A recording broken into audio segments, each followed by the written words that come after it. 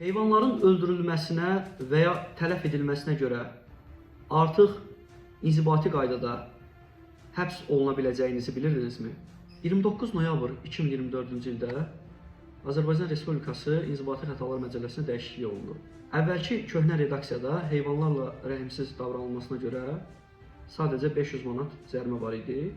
Yeni redaksiyada isə heyvanlarla rəhimsiz davranılmasına görə 800 manat məbləğində cərimə tətbiq olunur. Həmin rəhimsiz rəftar nümayişkaranə şəkildə və ya mediada nümayiş etdirilməklə edilirsə, bu zaman 800 manatdan 1000 manatadək cərimə tətbiq olunur.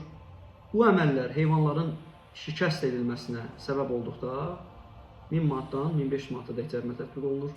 Eyni əməllər heyvanların tələf edilməsinə səbəb olduqda, yəni heyvanlar öldükdə 1500 manatdan 2000 manatadək cərimə tətbiq olunur, yaxud işin hallarına görə xətanı törədən şəxsin şəxsiyyəti nəzərə alınmaqla 1 ayədək müddətə inzibati həbs tətbiq olunur. Bəli, düz eşitdiniz. Artıq heyvanların tələf edilməsinə, məhv edilməsinə, öldürülməsinə görə həbs var.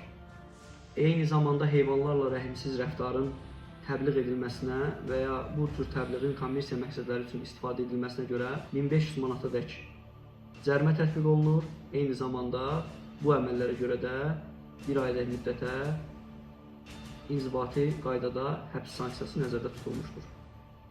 Diqqətiniz üçün təşəkkür edirəm.